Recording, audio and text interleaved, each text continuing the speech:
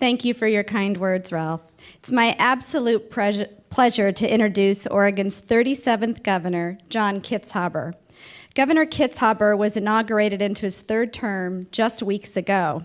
Yesterday, I had a chance to share with you his incredible vision and deep commitment to prevention, which is really his pathway to looking at a brighter future for Oregon. Beginning as an emergency room doctor and then leveraging that knowledge into significant policy wins in Oregon, in healthcare through the Oregon Health Plan, children's issues through the Oregon Children's Plan, and of course, innovative environmental policies. All of these are incredible examples of the passion Governor Kitzhaber has for real reform and real change. But what we're all very excited to hear about today is his bold and courageous plan to reform education in Oregon by building a strong foundation in the earliest years. Please join me in welcoming Oregon's Governor, John Kitzhaber.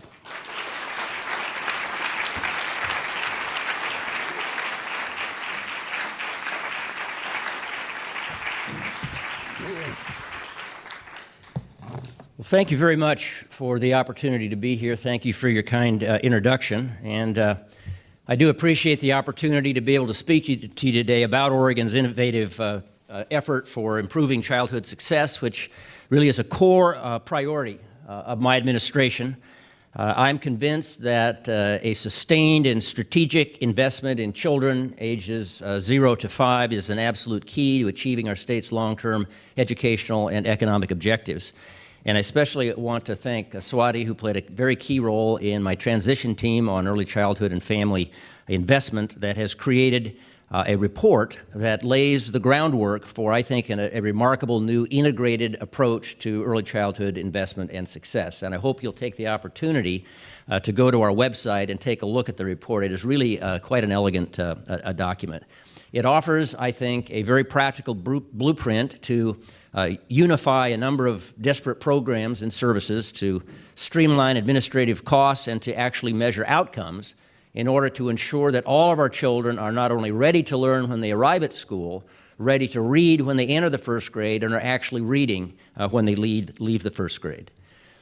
Oregon, like just about every other state in the union, is facing a serious economic challenge. We've got a stubborn high unemployment that's hovering around 10% statewide. We've got a $3.5 billion budget deficit, about 20% of the general fund. But unlike other states, we view this as an opportunity. And I intend to use this crisis as an opportunity to take on the kind of deep transformational system changes that simply are not possible during good economic times.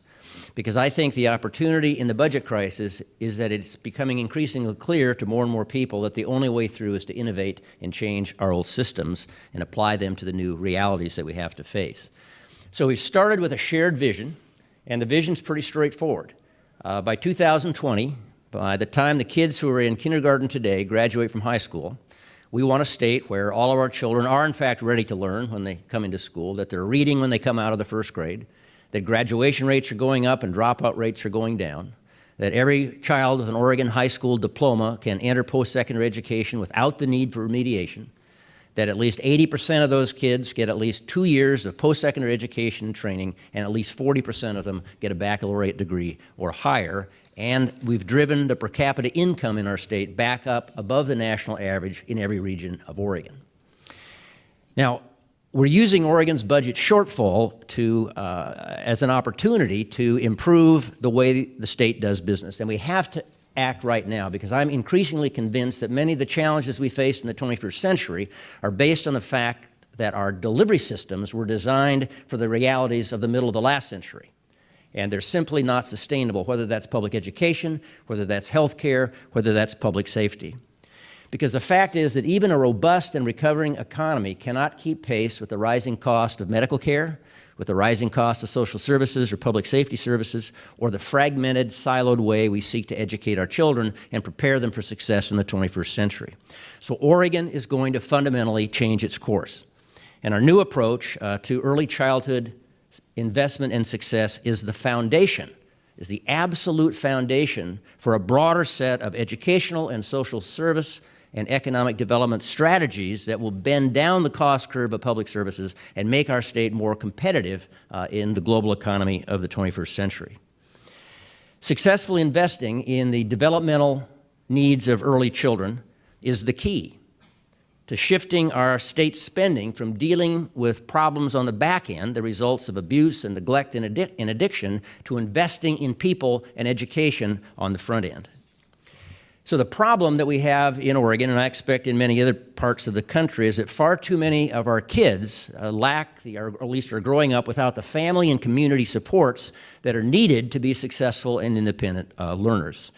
We have about 45,000 children born each year in Oregon, and 40% of those children are exposed to one or more easily recognized socioeconomic or physical or relational risk factors that adversely affect their ability to acquire the foundations for successful learning. And we all know what those risk factors are. Teen pregnancy, poverty, unstable family backgrounds, negative peer association, substance abuse, criminal records. So overcoming those challenges that we know about, that we can identify, that we actually know how to address, is the key to avoiding and having to pay for the downstream costs in the public safety system and in our social support system, and freeing up resources to reinvest in people and in the success of citizens. So the problem that we face is that the early childhood services that we have in our state, and we have a lot of them, they are neither integrated nor are they accountable. And we've got to change that if we want to effectively and efficiently prepare our kids for school and to reduce the social costs downstream. So in Oregon, we spend almost, and it's not a big state, nor a rich state, we spend almost $1 billion a biennium on children programs 0 to 5 across 6 state agencies, dozens of different programs, many of them connected to county counterparts. They are not coordinated, they don't measure outcomes across the programs, and they're not connected to the K-12 system or to the larger healthcare system. The average cost of treating a child in the system is about $7,500 a year, and less than half of the estimated children who need services are actually getting them, and only 25%, maybe 30% at best, of these at-risk kids are going to meet state reading benchmarks in the next 2 years. Now, that's just not acceptable. It's not acceptable morally, and it's certainly not acceptable to spend $1 billion in this economy on a program that produces those kinds of embarrassing outcomes. So here's what we're going to do. We've targeted 3 areas for policy and system change to achieve the goal of ensuring that every child enters school ready and able to learn, that they're ready to read when they come into the first grade, and that they're actually reading when they get out of the first grade. So first is early identification and support.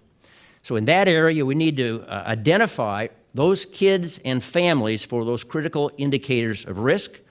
We need to establish neighborhood catchment areas around elementary schools where a family support manager will coordinate the support services needed by these families and children.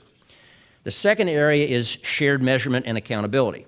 We need to convert the current contracts with every single one of our early childhood providers to performance-based contracts with accountability for reaching very, very clear defined goals. We also need to require outcome measures across all the early childhood domains: child health, child language, literacy and learning, social, emotional, cognitive development, family support, and development. We need to adopt a kindergarten readiness assessment as a part of this program, and we need to deploy a statewide child-based data system that allows us to track expenditures and return on investments and make sure that we link the health and school readiness data to later school experience. That's the second area. The third area is budget and governance. So I've proposed creating an early learning council to coordinate and streamline the existing funding and program streams with a director who has a cabinet-level position in the governor's office. Last week, I named a design team that will begin working immediately with the stakeholders throughout the state to have a model up and running by the second year of the biennium. We're targeting July 1st, 2012 to have this program up and going. Furthermore, we've set some very ambitious, but I think very achievable goals for this new delivery system. First, within 2 years, we want to be serving 60,000 children, which is a 50% increase. Second, we want to make sure that at least 70% of those children served meet benchmarks for kindergarten and first grade reading by 2020. Third, we want the average cost of the child served to drop by about 30% to just over $5,000 a year. Finally, the Early Learning Council is just the first step in a much larger strategy to create a transparent, seamless, performance-based 0 through 20 education system from very early childhood to post-secondary training and education that provides better outcomes for our children, provides more resources for our educators, and produces a more prosperous future for the state of Oregon. Now, the fact is the changes that we're proposing are certainly significant, and many of them are going to be very difficult to achieve. There are a lot of people attached to the current system in a lot of ways. And the success in committing to early investment involves getting beyond the inertia of the status quo. So we're going to need to engage our stakeholders at the state and the national level to help us share and implement a new successful approach, but it is one that I am absolutely convinced can become a model for other states that can deliver better outcomes for kids and much better value for taxpayers. We're looking forward to partnering with the federal government, in particular, to get the flexibility we need to develop an outcomes-based system and to allow us to merge federal and state dollars towards clearly defined outcomes in an accountable model. Let me say finally that the philanthropic community certainly has a role to play, and I am unabashedly in telling you that we need your assistance and support. A, by endorsing our work. Second, by spreading the word among the networks that you have.